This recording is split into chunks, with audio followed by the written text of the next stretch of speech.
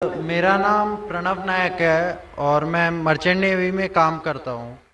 मेरा सवाल ये है कि अकॉर्डिंग टू कुरान ये कहा जाता है कि जब कयामत का दिन आएगा तो उस वक्त अल्लाह जब सबको फिर से उठाएंगे तो कहा जाएगा कि अपनी कब्रों से उठो। तो हम हिंदुओं का क्या होगा, क्योंकि हमारी तो कोई कब्र नहीं होती। भाई साहब का सवाल है कि वो कहते हैं कि क़यामत के दिन जब अल्लाह ताला वापस से हमें दूसरी जिंदगी देंगे तो कहेंगे अपने कब्रों से उठो। हिंदू भाई साहब पूछे कि हिंदू लोग तो कब्र में दफनाए नहीं जाते, हिंदू बच्चे दफनाए जाते ना। हिंदू बच्चे, हिंदू मजहब में छोटा बच्चा है उसको जलाया नहीं जाता, उसको दफनाया जाता है। फिर भी कई मुसलमान है जो डूब के मरते हैं, जो जल के मरते हैं, उनको भी दफनाया नहीं जाता है, जिनकी हमें मिलती नहीं। ये जब अल्लाह ताला कहेंगे कि फिर से हम जिंदगी देंगे, जरूर नहीं कि आप कब्र में से ले आ जाएंगे। जो भी इंसान मर चुका है उसके नई जिंदगी दी जाएंगे। कुरान मजीद में अल्लाह ताला फरमाता है कि अल्लाह उसमें जान डालेंगे, फिर मौत देंगे, फिर से जान डालेंगे। तो अल्लाह जान डालेंगे, चाहे वो कब्र में है, चाहे जलाया गया है, चाहे डूब गया है, जो भी हालत में है अल्लाह उस इंसान में फिर से जान डालेंगे। और अल्लाह ताला को जान डालना बहुत आसान है, चाहे आप दफनाए गए हैं या चाहे जला दिए गए। अल्लाह ताला फरमाते जब गैर मुस्लिम के एतराज करते अल्लाह से और अल्लाह से पूछते हैं कि जब आप दफनाए जाएंगे और क़यामत के रोज जब इंसान उठाए जाएंगे तो अल्लाह ताला उनको हड्डियां को कैसे जोड़ेगा। जैसे आप पूछ रहे ना, अल्लाह ताला जो कब्र में उनको उठाएंगे, हम कब्र तो नहीं गए। तो लोग पूछते हैं, कुरान मजीद में इसका जिक्र है, सूरह क़याम में सूरह नंबर 75 आयत नंबर 3-4 में, कि अल्लाह ताला हड्डियां को कैसे जोड़ेगा।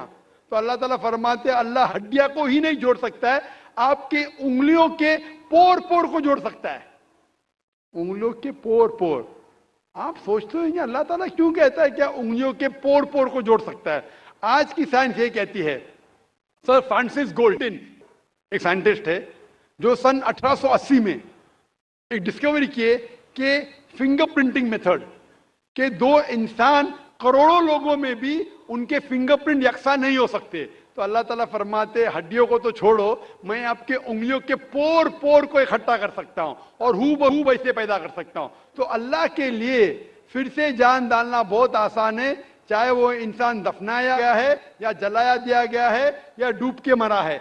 अल्लाह को फिर से जान डालने में, चाहे वो मुसलमान मरा या हिंदू मरा या ईसाई मरा, अल्लाह को जान डालने में बहुत आसान है, कुन फयकुन। और फिर से हमें नई जिंदगी दी जाएंगी और फिर हिसाब किताब किया जाएगा। और हिसाब किताब में अगर आप अल्लाह के अहकामात पे अमल किए तो इंशाअल्लाह आप जन्नत में जाएंगे, इस दुनिया के इम्तिहान में सफलता पाएंगे। लेकिन अगर उनके अहकामात पे आपने नहीं चले, उनके मुताबिक नई जिंदगी बसर करे, तो आप इस जिंदगी में सफलता नहीं पाएंगे। Hope the answer the question. Number 3 से मैं कोई गैर मुस्लिम भाई हूँ। बैक्सन जॉर्ज और मैं स्टूडेंट है।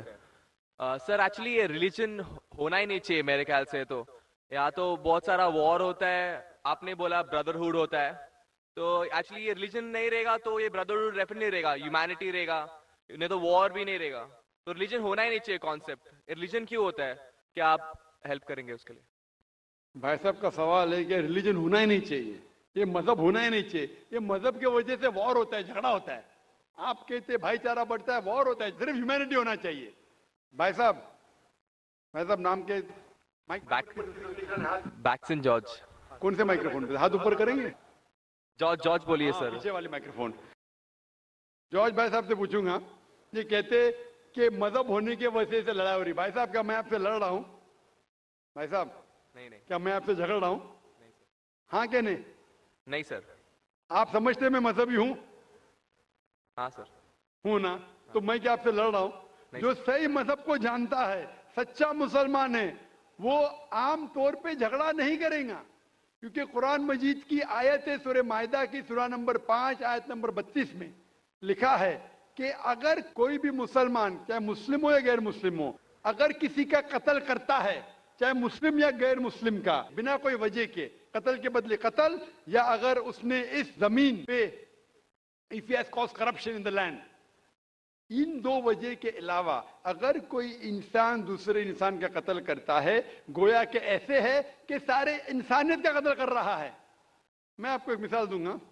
जब मैंने लेक्चर दिया था टेररिज्म मुस्लिम मोनोपोली, तो अक्सर जैसा हमारा सेशन होता है कि गैर मुस्लिम को पहले चांस दिया जाता है, तो जब मैं कह रहा था इस्लाम के बारे में, इस्लाम की क्या राय है दहशतगर्दी के बारे में, जिहाद के बारे में, तकरीर के दौरान मैं मिसाल दे रहा था कि मुसलमान टेररिस्ट नहीं होते अक्सर, और इस्लाम मजहब टेररिज्म के खिलाफ है, दहशत के खिलाफ है।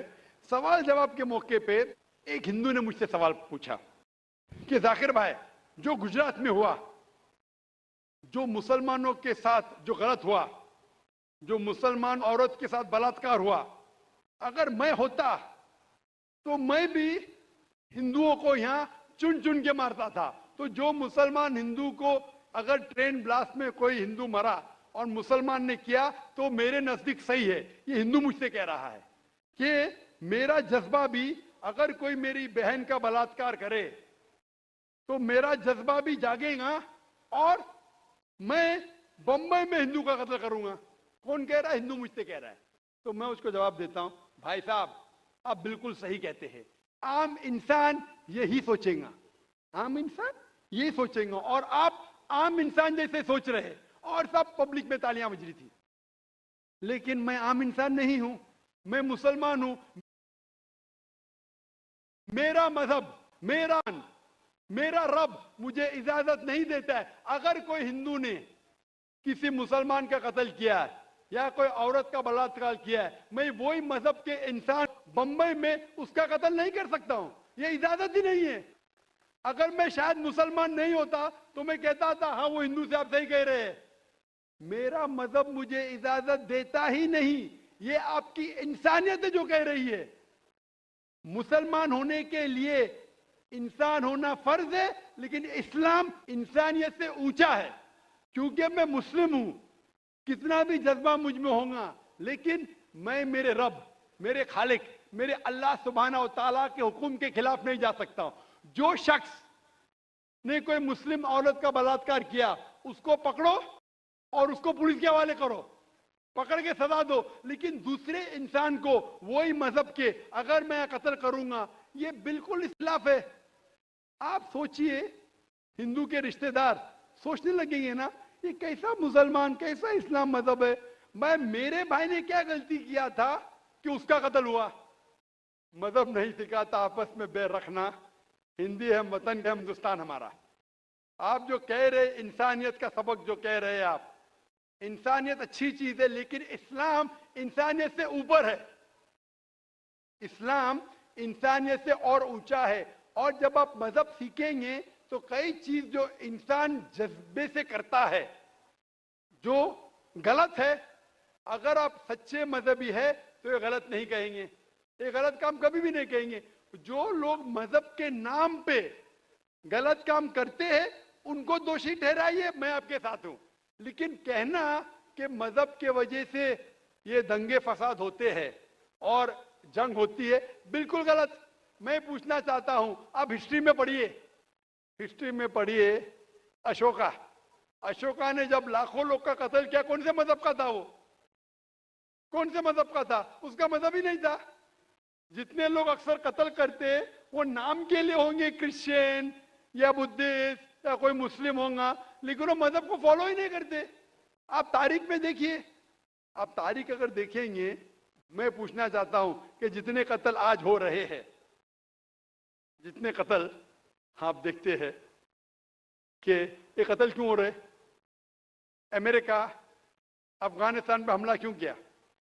क्यों किया? मजहब के लिए। क्यों किया? दुनिया जानती है, ओपन सीक्रेट, तेल के लिए। इराक में घुसी क्यों? मजहब के लिए।